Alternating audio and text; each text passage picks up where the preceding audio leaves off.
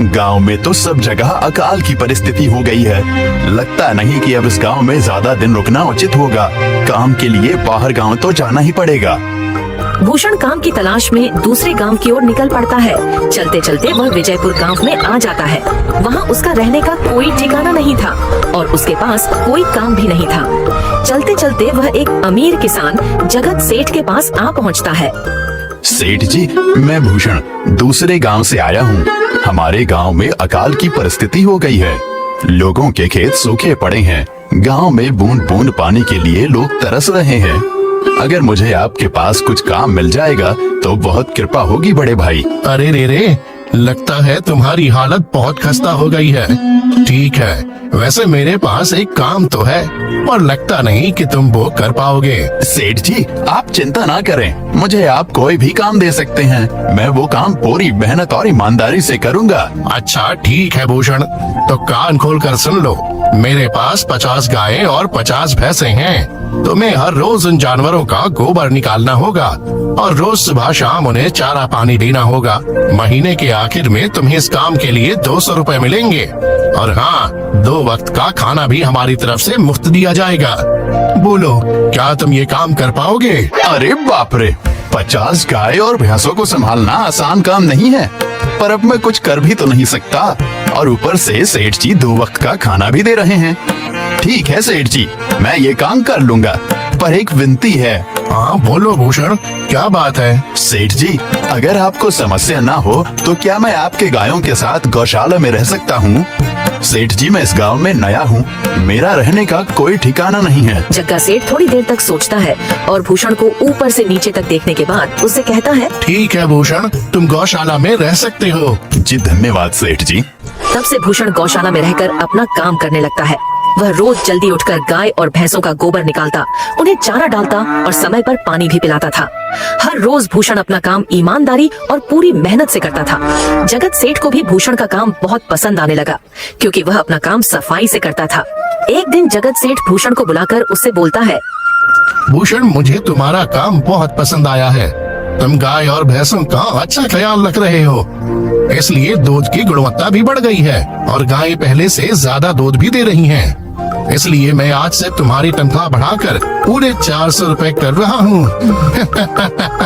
आपका बहुत बहुत धन्यवाद सेठ जी। क्या आप अभी भी यही पुराने लोहे के जूने से बर्तन साफ करते हो? तो ये देखो डिश वॉश क्लोथ जो मैंने आपका बहुत बहुत धन्यवाद सेठ जी।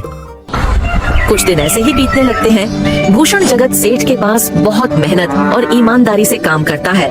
धीरे धीरे भूषण के पास अच्छा खासा रुपया जमा हो जाता है, जिससे वह अपने लिए छोटा सा रहने लायक एक कुटिया बनवा लेता है। उस गौशाला में सोकर तो नाक से गोबर की गंध अभी भी नहीं जा रही। अब आखिरकार मुझे अपने घर में चैन से सोने को तो मिलेगा। तब से भूषण जगत सेठ के पास गौशाला में काम करने आता और 2 वक्त का खाना खाकर अपने घर सोने के लिए चला जाता था। कई साल ऐसे ही बीत जाते हैं। भूषण की मेहनत के कारण उसके पास अच्छा खासा रुपया जमा हो जाता है। एक दिन भूषण जगत सेठ से बोलता है, सेठ जी, आजकल गांव में चोरी की समस्या बहुत बढ़ गई है और मेरे पास कुछ रुपए भी जमा हैं जो मैंने अपने घर में रखे हुए हैं, पर मुझे उन पैसों की चोरी की चिंता हो रही है। आपको तो पता है कि मैं दिन भर आपके पास ही काम करता हूँ और सिर्फ रात में ही घर सोने जाता हूँ, इसलिए मुझे रोज उन पैसों की चोरी की चिंता सताती है। हाँ भूषण, तुम बात तो बिल्कुल सही कह रहे हो। आए दिन गांव में नए नए चोरी के किस्से सामने आ रहे हैं और दिन भर तो तुम्हारा घर खाली ही रहता है, तो चोरी होने की संभावना तो जरूर है। जगत सेठ थोड़ी देर सोचता है और फिर भूषण से कहता है, देखो भूषण, ऐसे समय में तो गांव में एक ही जगह है जहां पर तुम्हारा धन सुरक्षित रह सकता है और वो है जमींदार का घर। क्या जमींदार का घर? हाँ भूषण, इस गांव के जमींदार बहुत ईमानदार और दयालु हैं। ऐसा मैंने कुछ लोगों से सुना है और उनके घर पर बहुत सारे पहरेदार भी हैं, तो चोरी होने की संभावना बहुत कम है। तुम अपने पैसे उनके पास रख सकते हो। अच्छा, ऐसा है क्या सेठ जी? ठीक है, फिर आज ही मैं जमींदार जी से मिलकर बात करता हूँ और उन्हें अपनी समस्या बताता हूँ। उस दिन भूषण जमींदार जी के घर उनसे बात करने जाता है। टूडको, कहाँ अंदर आए जा रहे हो?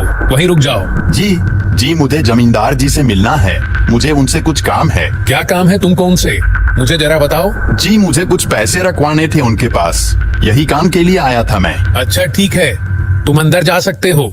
नमस्ते जमींदार जी, मैं भूषण जगत सेठ के यहाँ काम करता हूँ। कुछ साल पहले ही मैं दूसरे गांव से यहाँ आया हूँ। अच्छा भूषण, बोलो तुम्हारा क्या काम है मेरे पास? जमींदार जी, मैं सालों से जगत सेठ के पास काम कर रहा हूँ और मैंने कुछ रुपए भी जमा कर लिए हैं। पर बात यह है कि गांव में चोरी की समस्या बहुत बढ़ गई है, तो मुझे अपने रुपए घर में रखने से डर लग रहा है। अच्छा, कितने रुपए जमा किए हैं तुमने? जमींदार जी, यही कोई 5 से 6 हजार रुपए होंगे मेरे पास। वाह, ये तो बड़ी रकम है। मैंने आपकी ईमानदारी के बारे में लोगों से बहुत सुना है, इसलिए मैं अपनी रकम आपके पास कुछ वक्त के लिए रखने आया हूँ। हाँ भूषण, तुमने बिल्कुल सही सुना है। तुम्हारी रकम मेरे पास पूरी तरह से सुरक्षित रहेगी। तुम अब चिंता ही छोड़ दो, मैं सब देख लूंगा। भूषण अपने पैसों की थैली जमींदार को दे देता है। ये पूरे 5,800 रुपए हैं, आप गिनकर देख लीजिए। गिनने की क्या जरूरत है? तुम तो जगत सेठ के आदमी हो, मुझे तुम पर पूरा विश्वास है। जमींदार जी, आपका बहुत बहुत धन्यवाद। अब मुझे चोरों का कोई डर नहीं है, क्योंकि मेरे पैसे सुरक्षित हाथों में हैं। अरे भूषण, कोई बात नहीं। धन्यवाद तो मुझे बोलना चाहिए, जो तुम मेरे पास आए अपने रुपए रखने के लिए। भूषण अपने पैसे जमींदार को देकर अपने घर चला जाता है। हाँ भूषण, तुम्हारे पैसे मेरे हाथों में ही अच्छे लगते हैं। ऐसे ही भूषण ईमानदारी और मेहनत से जगत सेठ के यहाँ काम कर रहा था। देखते ही देखते 2 साल ऐसे ही बीत जाते हैं। एक दिन भूषण सोचता है, अब बहुत साल हो गए जगत सेठ के यहाँ काम करते हुए। वैसे सेठ जी तो बहुत अच्छे इंसान हैं, पर सोच रहा हूँ कि खुद की जमीन लेकर उस पर मेहनत करूँ, तभी मैं बड़ा आदमी बन सकता हूँ। अब जो मेरे पास थोड़े कुछ पैसे हैं और जो जमींदार के पास कुछ पैसे संभालने के लिए दिए हैं, वो जमा करके थोड़ी जमीन खरीद लूंगा। आज ही जमींदार से मिलने जाता हूँ और अपने रुपए मांगता हूँ। ये सोचकर भूषण जमींदार जी के घर चला जाता है। जमींदार जी, मैं अपने रुपए वापस लेने आया हूँ। आपके पास मैंने 5,800 रुपए दिए थे संभालने के लिए। अरे भाई साहब, मैंने पहचाना नहीं आपको। वैसे कौन हो आप? अरे जमींदार जी, मैं भूषण हूँ। पिछले साल मैंने आपको पैसे संभालने के लिए दिए थे, याद आया कुछ? अरे भाई साहब, मेरे पास कितने सारे लोग आते जाते हैं पैसे रखने के लिए, और सभी के साथ मेरा अच्छा व्यवहार होता है। वैसे आपके पास कोई कागजात हैं क्या? क्योंकि मैं हर व्यक्ति से कागज पर ही व्यवहार करता हूँ। किसने कितने पैसे दिए, किसके कितने पैसे रखे हैं, सबका व्यवहार रहता है मेरे पास। जमींदार जी, ये आप क्या बात कर रहे हैं? आपकी ईमानदारी देखकर ही मैंने आपको पैसे दिए थे संभालने के लिए, और आप अब ऐसी बातें कर रहे हैं। कृपया करके मेरे पैसे मुझे वापस कीजिए। हाँ भूषण, मैं ईमानदारी से ही काम करता हूँ, इसलिए तो तुमसे मैं डॉक्यूमेंट्स मांग रहा हूँ। क्या तुम्हें पता नहीं, जब तुम किसी से पैसों का व्यवहार करते हो तो तुम्हें स्टाम्प पेपर पर लिख कर देना पड़ता है। तुम किसी से भी पूछ सकते हो। नहीं जमींदार जी, मैं आपके पैर पड़ता हूँ, कृपया करके मेरे रुपए मुझे दे दीजिए। बड़ी मेहनत से मैंने वो पैसे जमा किए थे, मुझ पर ऐसा अन्याय ना करें। अरे क्या ये झूठ मूठ का रोना धोना लगाया है? लगता है तुम ठोंगी हो और मेरी ईमानदारी और भोलेपन का फायदा उठाकर मुझसे ये रुपए लेने आए हो। रुक, तुझे अभी सबक सिखाता हूँ। Adi started by asking. रुक, तुझे अभी सबक सिखाता हूँ। जमींदार अपने आदमियों को बुलाकर भूषण की पिटाई करने को कहता है। इसे तब तक मारो जब तक ये बेहोश ना हो जाए। इस 2 कौड़ी के आदमी ने मेरी ईमानदारी पर सवाल उठाया है, इसे छोड़ना मत। जमींदार के आदमी भूषण के शरीर पर घाव के निशान स्पष्ट दिखाई दे रहे थे। 2 दिन से भूषण घाव के दर्द के कारण जगत सेठ के घर काम के लिए नहीं जा पाता है, इसलिए अगले दिन जगत सेठ भूषण के पास आ जाते हैं।